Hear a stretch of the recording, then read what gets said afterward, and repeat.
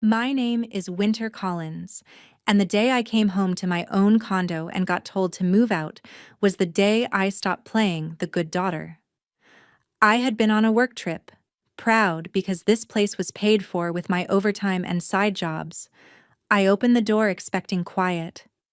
Instead, I walked into ring lights, camera stands, and the sound of my brother shouting to an audience that this was his penthouse in downtown Austin. My couch, my kitchen, my view, all branded as his. My mom was there like she owned the deed, smiling at the screen. Before I could even finish saying, "What are you doing in my condo?" she hit me with it. "You have been away?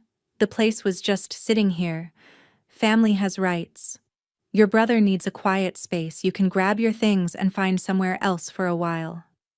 When I said no, she did not even blink. Selfish Winter. My brother laughed into his microphone and told his chat his little sister was being dramatic about his penthouse. I did not scream. I did not cry. I walked straight to my bedroom, saw my desk shoved into a corner to make room for his setup, and pulled out the one thing they had not touched, my hidden security drive. I smiled, pulled out my phone, and made one call. 10 minutes later, there was a hard knock at the door and a calm voice on the other side saying, "Austin Police Department, Mom. We need to talk about who actually lives here. If you want to know what happened after that knock and how that one call flipped my whole family upside down, stay with me till the end." When the cops stepped in, my brother was still alive. His chat went nuts the second two uniforms walked through the frame. He tried to play it off, laughing like it was a prank. But one officer asked him to mute the stream and the other turned to me. "Mom, do you live here?" I handed over my ID and condo registration before my mom could open her mouth. The officer glanced at the paperwork, then at me, then at Logan. "So you are Winter Collins, the owner, and you did not give permission for all of this." My mom jumped in then. "Officer, this is a family thing. My son is just staying here," she said, all polite. "We are just helping each other. No big deal." The officer looked around at the ring lights, the stacks of merch, the whiteboard with content goals plastered across my wall. He told them flat out this looked like a business setup in a residential condo, and that if I, the owner, had a problem, they needed to fix it. He said it was mostly a civil issue, but he logged the complaint and warned them that any more noise or trouble and building management could escalate. After they left, my mom turned on me in the hallway. "Happy now, Winter. You embarrassed your own family in front of the police." I just said, "I am changing the locks. You have until tonight to get out." Then I did exactly that. I had the smart lock company on speed dial, and within hours, Logan's access code was dead, and my phone was the only one that could open the door. That night, I got the group text, "Family meeting at your condo tomorrow, no excuses." The next day, they showed up like it was some intervention. My mom, Deb, marched in first with a binder like she was about to pitch me a real estate deal. My dad, Gary, followed, hands in his pockets, doing that fake calm thing he does when he wants to manipulate a situation. Logan came last, no camera this time, but still dressed like he was about to film a sponsorship. My mom spread some printouts on the kitchen island. Airbnb listings, temporary rentals, ideas for me.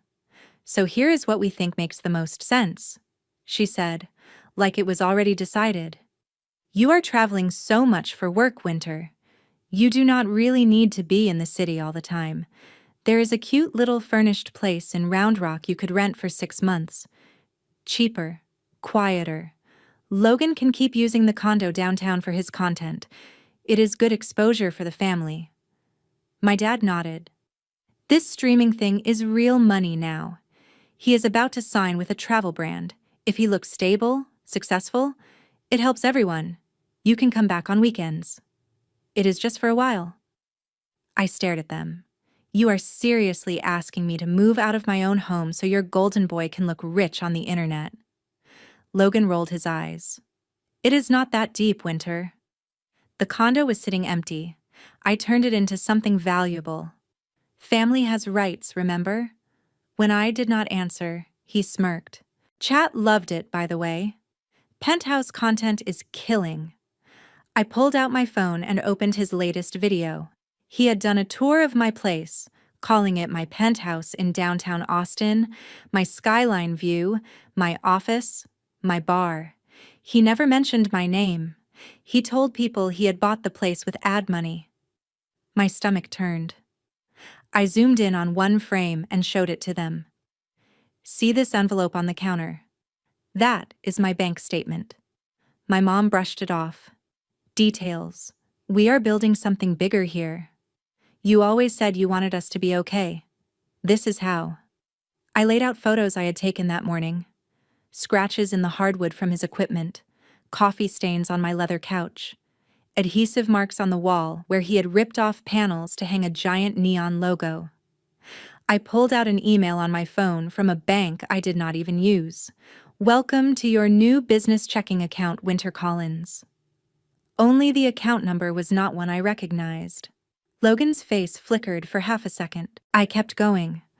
I know you used my full legal name and this address to open accounts, to sign up for donation platforms, maybe more.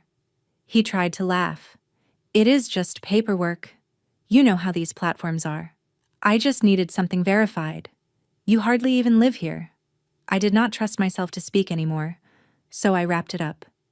You have 24 hours to get every piece of your gear out of my condo.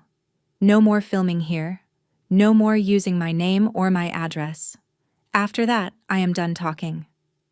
He scoffed and stormed out, my parents trailing behind him, still muttering about me ruining everything. I did not chase them. Instead, I texted my coworker and friend, Nina. You used to watch my brother's channel, right? Come to the coffee shop. I need you to see something. An hour later, we were sitting in a corner booth with my laptop between us. I pulled up old VODs, the penthouse tour, the night parties, the casual shots where he flashed my credit card like it was his. Nina watched as he ordered takeout, my name half visible on the receipt, as his chat spammed rich life and goals. Her face fell. I thought he was grinding and traveling and hustling, she said quietly. I did not know he was just draining you. I felt something inside me click into place. That is when I started saving timestamps, screenshots, anything that showed where my money and my name had gone. Was trust dying because of all these little cuts over years, or because of this one massive betrayal laid out on a screen in front of me? I was not sure yet. But I knew one thing. My family still believed I would cave, like always. They had no idea I had just started building a case. The next morning, I met Nina again at my place with 2 coffees and a shared sense that this was bigger than family drama. We hooked my laptop up to the TV and opened every security clip, every VOD, every little piece of footage I had. At first, it was just annoying things. Logan and his friends screaming at 2 a.m., music blasting, them dancing on my couch with pizza boxes everywhere. Then it got darker. Clips of him flipping through my mail on camera like it was a prop. A delivery guy handing over packages addressed to Winter Collins while Logan joked, "When you are a creator, boxes never stop coming." There was a night where he poured shots on my kitchen island, shouting to chat, "This is what a real penthouse party looks like," while a neighbor knocked on the door complaining about the noise. He told chat the neighbors were jealous. Another clip showed my mom walking friends around the condo in the middle of the day, talking about it like a shared family asset. "This is our downtown place," she told them, gesturing to my view. "Logan uses it for filming, but it is basically our investment property." Nina reached for the remote and paused on a frame where my open laptop sat in the background, my employer's logo clearly visible on the screen. "If one of your clients saw this," she said quietly, "they would think you were the reckless one." My phone buzzed just then. "Unknown number." I answered on speaker. "Hi, is this Ms. Collins? This is Monica Hernandez with Building Management. We need to speak about your unit." My stomach sank. Yes, this is Winter. I am at the unit now. She told me to come down to the office. When we got there, Monica had a folder on her desk thicker than my patience. She slid it across to me. Noise complaints from your floor and the one below. Reports of filming in the hallway. A note about multiple strangers with cameras buzzing other units by mistake. Photos from the overnight security guard showing a ring light setup visible from the hallway. She tapped a page near the back. And this is the police report from the call the other day. It lists you as the owner and complainant. Unlike my family, Monica did not talk to me like a child. She talked to me like a responsible adult with a problem. I want to be very clear, she said. Our bylaws do not allow commercial operations like a content studio out of a residential unit without prior approval. If this continues, the HOA can fine you heavily, and in extreme cases they can pursue legal action. It all lands on you, not your guests. Nina watched my face as I flipped through the complaints. Words like excessive noise, suspected commercial filming, unauthorized guests. Safety concern jumped out at me like sirens. I felt heat climb up my neck. So either I stop this, or I pay for it forever. Monica nodded. I know it is complicated when family is involved, but I need you to understand the board only sees your name. I signed a form acknowledging I had been warned and promised there would be no more filming or parties. The second we stepped out, I called my mom on speaker. You knew there were complaints, I said. Security talked to you. Why did you not tell me? She sighed dramatically. Winter. It was just a few knocks on the door. People are sensitive. We handled it. You are blowing this out of proportion. I stared at the HOA letter in my hand. They sent police. The building manager has a file on me. This is not a small misunderstanding. My dad chimed in from the background. Look, kiddo, this can all be fixed. Once your brother's deal goes through, we can help you with fees if there are any. Don't nuke the golden goose over some paperwork. That line hit me harder than all the insults. I hung up mid-sentence. Nina raised an eyebrow. They really think you are the one who has to bend. I exhaled a shaky laugh that did not feel like a laugh at all. They always have.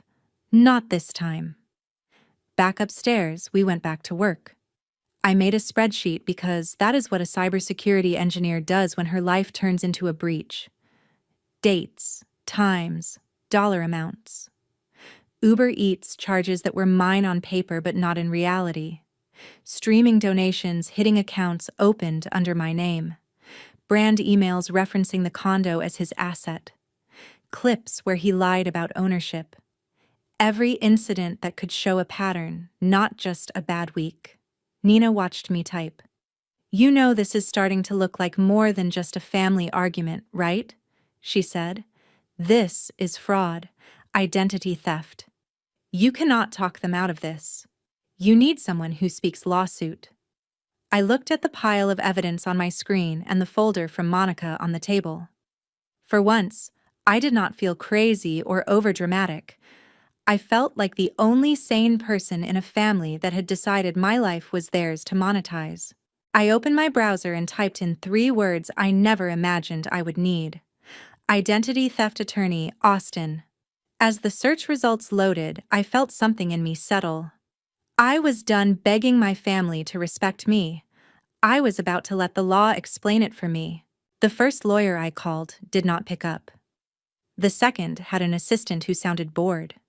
The third, a guy named Daniel Reed, who specialized in civil litigation and identity theft, answered himself. I gave him the 2-minute version on the phone, expecting him to brush me off. Instead, he said, "Bring every document and video you have. Today, if you can." His office was in a glass building not far from my own. I sat across from him with my laptop open, the HOA folder on the table, a stack of printed bank emails fanned out between us.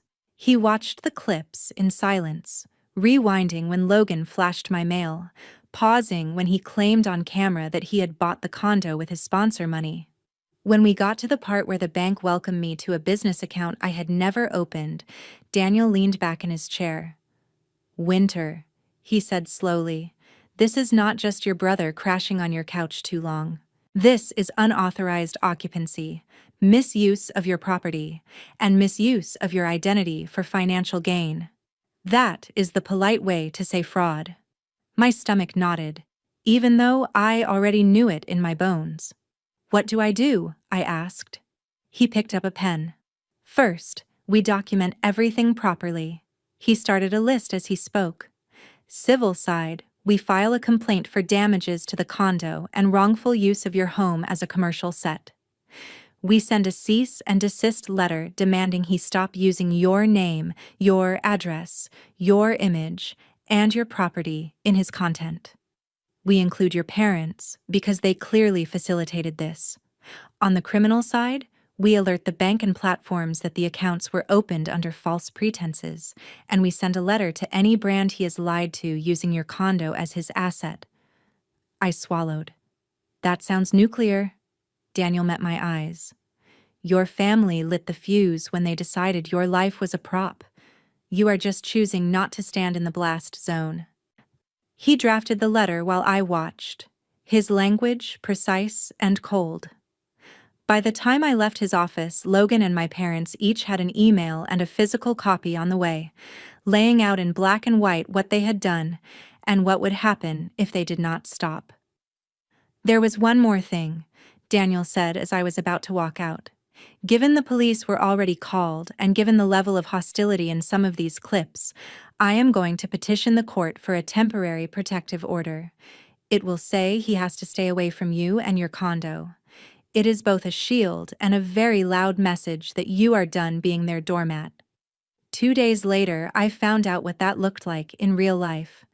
I was working from home when there was another firm knock on my door. I looked through the peephole and saw a sheriff's deputy standing there with a clipboard. My heart pounded, but I opened it. "Ms. Winter Collins?" he asked. "Yes." He handed me a packet and explained in calm, measured tones that the court had granted a temporary order. Logan was prohibited from coming within a certain distance of my unit and from entering the building at all. The deputy also had a copy for him. Almost on cue, the elevator dinged down the hall. My mom's voice floated toward us, sharp and offended. "You cannot be serious," she was saying to someone. "You are treating him like a criminal." Logan rounded the corner, saw the deputy, saw the papers, and his face drained. The deputy turned to him. "Are you Logan Collins?" He nodded. The deputy explained the order, the distance restriction, the consequences if he violated it. My mom exploded. "Winter, how could you do this? You called the police and now you drag the courts into it. Why are you trying to destroy your own brother's career?" I held the packet to my chest like a shield. "No," I said. "You destroyed your own careers when you decided my bank accounts and my deed were your brand strategy. I am just done cleaning up after you." My dad tried his calm voice again. "Maybe we can settle this as a family. No need for all this drama. Tell your lawyer to back off. We will move Logan out when his current content calendar is done." "You have already put it online," I said. "The tours, the address, the lies. And you did not flinch when the HOA and cops were on my back. You only care now that someone is finally on yours." Before they left, my mom tried one last angle. "If brands hear about this, they will pull out. You are sabotaging him." I almost laughed. Daniel had already mailed letters to the main travel company Logan bragged about. He had laid out that Logan used a condo he did not own in his pitch deck, that he opened accounts under a name that was not his. Was it sabotage to tell the truth after someone built a career on your stolen foundation? I watched them walk away down the hall, clutching the court papers like they were the insult, not the consequence. For the first time in weeks, I did not feel cornered. I felt like the floor had shifted back under my feet, even if the people on it were still angry. People say, "Justice is slow," I thought as I closed my door. But when you have proof, it does not have to be silent. My family had ignored every boundary I tried to set quietly. Now they were going to learn what it felt like to run into one made of law. The hearing was technically called mediation, but nothing about it felt soft. I walked into the downtown courthouse with Daniel at my side, clutching a folder of printouts that basically documented the slow theft of my life. Logan was already there with some bargain attorney who looked like he had been hired yesterday. My parents sat behind him, my mom's arms folded tight, my dad staring at his phone like he wished he could swipe left on the whole situation. We sat at a long table, the mediator at the head, a court reporter typing quietly in the corner. Daniel started by laying out the basics. I own the condo outright. I never gave permission for it to be used as a studio or a business address. My brother obtained financial products and business accounts using my name and address. He used my property as collateral in pitches, and he misrepresented ownership in multiple public videos. Then he hit play on a few key clips. Logan striding through my living room telling viewers welcome to my penthouse in downtown Austin. Logan opening mail with my full name on it and tossing it aside like junk. Logan holding up my credit card, laughing about how the bank does not know what to do with all this creator money. The mediator's eyebrows inched up a little higher with each video. When it was their turn, Logan's lawyer tried hard to spin. This is a misunderstanding within a family, he said. My client believed, based on conversations with his parents, that the property was a shared family investment. He used some imprecise language online, but there was no malicious intent. Logan chimed in, sounding more sulky than sorry. It is just content. People exaggerate. Everyone in this space does. The mediator looked at me. Ms. Collins, how has this impacted you? I swallowed. Financially, I said, I am looking at thousands of dollars in damage to my unit, plus potential HOA fines, plus the risk that my employer or clients see these videos and think I am the one hosting wild parties and filming brand deals out of my condo. Legally, my name is now tied to accounts I did not open. Emotionally, I sleep in a place that strangers online think belongs to someone else.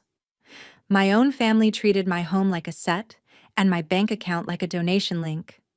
I am the only one on the paperwork, but somehow I am the last person they considered. Daniel slid a document across the table. This is a preliminary accounting of the damages, he said. Cost to refinish the floors, professional cleaning, repainting, replacement for items beyond repair, estimated attorney fees. We are seeking full reimbursement. Additionally, he turned to Logan's side. Your client will agree in writing to cease using any image, video, or description of Ms. Collins's property, name, or identity in his content or business paperwork. And he will cooperate in correcting any false filings with banks and brands. Logan scoffed. I do not have that kind of money. You are trying to ruin me. Daniel did not blink. You ruined yourself when you built a business on something you did not own. This is just the bill. As if on cue, Logan's phone buzzed on the table. He glanced down and his face went pale. My mom whispered, "What is it?" His lawyer asked for a short break. When they came back, the lawyer spoke in a lower, tighter voice. It seems one of the primary brands Mr. Collins was negotiating with has terminated discussions. They received a letter from counsel and have concerns about misrepresentation. I kept my face neutral, but inside something unclenched. That letter was from Daniel. There was also another email apparently. A second brand that had already paid a deposit was demanding their money back, citing a morality clause and the police involvement at the condo. The mediator cleared his throat. Given these developments, it may be in everyone's best interest to reach a structured agreement quickly. In the end, the terms were simple on paper, but heavy as stone. Logan had to vacate any claim to my condo, on camera and off. He had to pay for the damages in installments, plus a portion of my legal fees. He had to sign documents admitting he had opened accounts using my name without consent. The mediator also noted that the case file would be sent to the district attorney's office to decide if criminal charges were appropriate for the identity theft portion. My parents were listed in the civil agreement as parties who had benefited from the misuse of my property and could be pursued for part of the damages if Logan defaulted. When the mediator asked if I agreed, I thought about being a kid paying for my own school supplies while my parents threw parties. I thought about buying my first used car with savings while they co-signed a nicer one for Logan. I thought about walking into my own home and being told to move out. I signed. My mom grabbed my arm in the hallway afterward. "Winter, you cannot really mean to make him pay all of that," she hissed. "He will be ruined." I gently pulled away. "He is not being ruined," I said. "He is being required to pay for what he broke and what he stole. There is a difference." My dad tried the soft approach. "We might have to sell the house to help cover some of this." "Is that what you want to hurt us too?" I looked at them. Really looked. For once, I did not fold. I did not offer to fix it. I just said, "What I want is to not be the only one paying for everyone else's choices anymore." A week later, Nina sent me a link. Logan's follower count was dropping fast. Comment sections filled up with people asking why the penthouse content disappeared and why he had been streaming from a bare room with a mattress on the floor. Word travels in creator circles. Brands are skittish. Once fraud and police reports enter the chat, collaborations dry up. I watched his latest video in silence. No neon sign, no skyline, just a guy in a cramped space saying he was taking a break to figure things out. For the first time since this began, I let myself feel something close to satisfaction. Imagine watching the same people who called you selfish for protecting your own home finally face a fraction of the consequences they tried to dump on you. Would you feel guilty, or would you, just for a moment, feel like justice actually existed? The day Logan handed me the first check felt less like a victory and more like a weird, quiet funeral for the version of my family I used to pretend we were. It happened in Daniel's office, not in a house or a restaurant or a cozy living room like some movie about reconciliation. Just fluorescent lights, a conference table, and a stack of legal pads. Daniel sat at the head, flipping through paperwork. A probation officer was there too, leaning against the wall with a tablet. Logan walked in last. No flashy clothes, no camera bag, no neon sneakers. Just a wrinkled button-down and eyes that looked like he had not slept in a while. He sat across from me, fingers curled around a cashier's check so tight his knuckles were white. The probation officer spoke first, going through the terms like he had done this 100 times with other people. Logan had taken a plea deal on the identity theft charges. He avoided jail, but he was on probation for the next 2 years. He was required to pay restitution to me in scheduled amounts. He had to perform community service. He could not open any new financial accounts without approval. He could not use anyone else's name, address, or property in his business or content, not even with so-called verbal permission. Any slip, and the deal was off. Logan slid the check across the table without looking up. "This is the first payment," he muttered. "Don't spend it all in one place." The old me would have snapped back, would have tried to win the last word. Instead, I just picked it up, checked the amount, and handed it to Daniel. He copied the details, marked it as received, and filed it away like it was any other line item in any other case. Eventually, Logan lifted his eyes to mine. "Winter," he said, and for once there was no performance in his voice, no audience to impress. "I know you think I am a monster. I did not set out to steal from you. I just wanted to look successful so bad that I stopped caring what I was standing on. I thought you would be fine. You are always fine. The thing is, that was exactly the problem.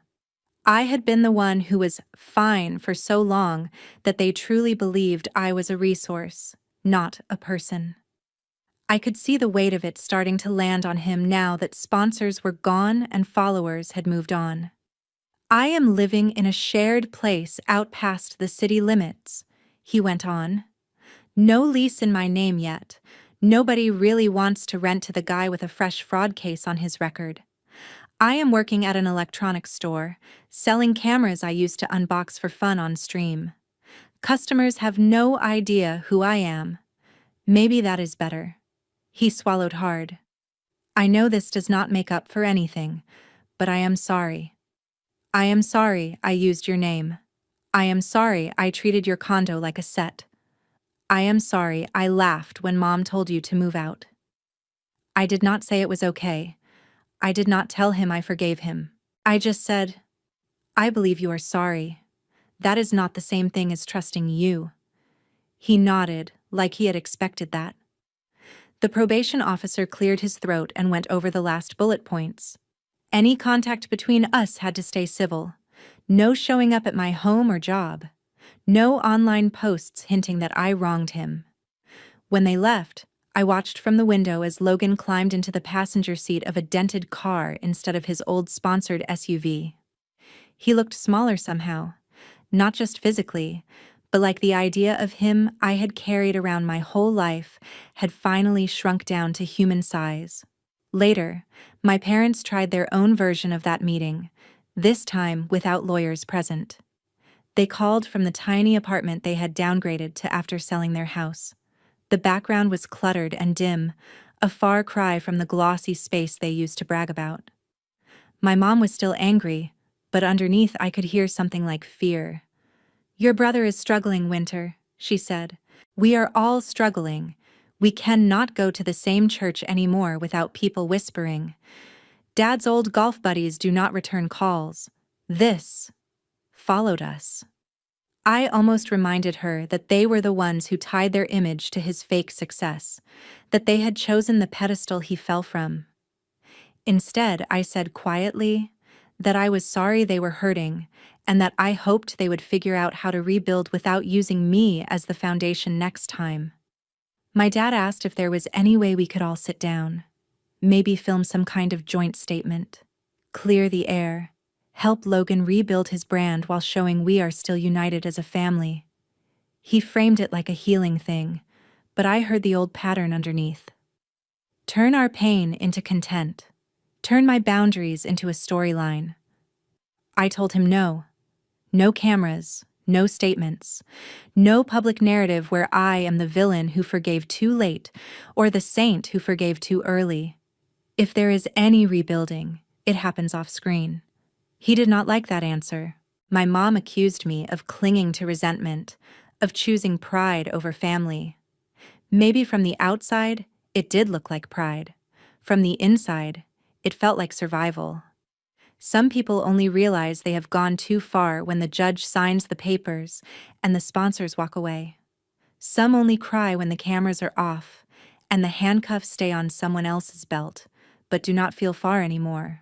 When those same people finally come to you, asking for one more chance, one more compromise, one more time you put their comfort above your safety, do you open the door again, or do you finally, fully choose your own peace?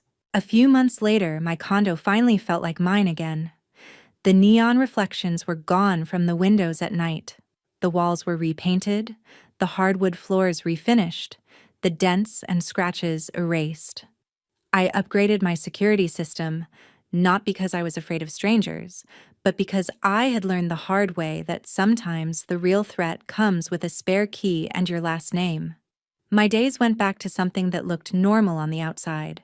I worked my cybersecurity job, grabbed tacos with Nina after late releases, went to yoga on weekends. But inside, things were not the same, and honestly, that was the point. One night, Nina and I were on my couch, the new one that did not smell like spilled energy drinks. I told her I had written everything down, not for a lawyer this time, but as a long anonymous post on a forum where people share stories about toxic families and financial abuse. I changed the names and the city, but the bones were the same. My brother taking my condo, my parents defending him, me finally choosing myself, and the legal mess that followed. I hit post and closed my laptop, not expecting much. A few days later, I checked back. There were hundreds of comments. People saying things like, I thought I was the only one, or my parents did this with my credit when I was 18, or I needed to hear that it is okay to say no even to family. Nobody knew it was me, but they knew the feeling. Somehow, that was enough. I did not respond to Logan's occasional texts. I did not block him, but I kept my answers short when I replied at all. I hoped, privately, that he really was changing, that the guy selling cameras in a strip mall would learn something the penthouse persona never could. As for my parents, our calls were less frequent and more honest in a strange way. When my mom tried to slip back into old guilt tricks, I did not fight or explain. I simply ended the call and picked it up again another day on my terms. I stopped auditioning for the role of good daughter in a play that had never been written for me. Sitting on my balcony one quiet morning, coffee warm in my hands, I looked out at the Austin skyline and realized something simple and heavy. Family is not a free pass to your life. Sharing blood does not automatically give anyone rights to your home, your money, your future, or your sanity. Love without respect is just control dressed up in prettier words. People online love to say family is everything, but they never finish the sentence. Family is everything. When they act like family. When they do not, you are allowed to step back. You are allowed to draw a line. You are allowed to say, this is mine and you cannot have it, even if they do not understand. I am not here to tell you that cutting people off is easy, or that going to court against your own brother will not keep you up at night. It will. I still have moments where I miss the idea of us I carried in my head. But every time I unlock my door and step into a home that is peaceful and truly mine, I remember why I did it. Boundaries are not a betrayal. Sometimes they are the only way to protect the part of you that still believes you deserve better. And if you ever find yourself standing in your own doorway, being told to move out of the life you built, I hope you remember this. You are not selfish for saying no. You are not cruel for choosing your safety over someone else's comfort. You are allowed to keep what you worked for and to walk away from people who treat your trust like free content. If you had to choose between keeping your